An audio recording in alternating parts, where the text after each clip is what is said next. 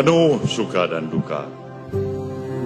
Bahkan hampir kita terpecah belah dengan berbagai hal yang barangkali kurang kita pahami satu sama lain di antara sesama anak Aceh. Saya bersyukur dilahirkan dan meminum susu ibu seorang putri Aceh. Saya bersyukur dibesarkan dan mendapatkan didikan dari seorang ayah, putra seorang Aceh. Dan saya bersyukur bangga dengan kebanggaan saya sebagai rakyat Aceh, sebagai warga Aceh. Maka saya hanya mengajak pada seluruh putra-putra Aceh, atas dukungan, atas restu, atas blessing para abu-abu, para ulama, tokoh-tokoh masyarakat, cendekiawan Civitas Akademika, dan tokoh-tokoh masyarakat lainnya. Mari kita bersatu.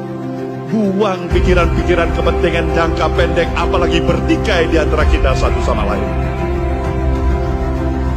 Aceh memerlukan kesadaran baru. Kita harus bangkit mengejar ketinggalan kita, membesarkan dan membangun Aceh.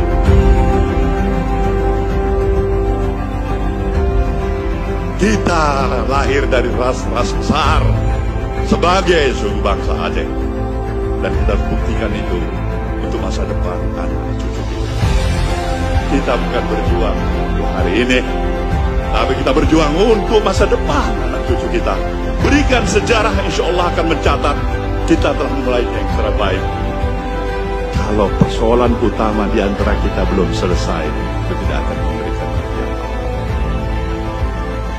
Persoalan utama kita adalah perubahan cara berpikir kita.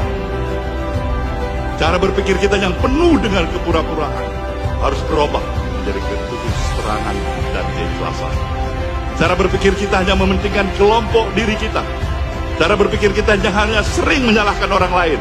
Kita rubah. Kita bilang kita adalah Aceh yang maju. Untuk kita dalam kemajuan Aceh bersama.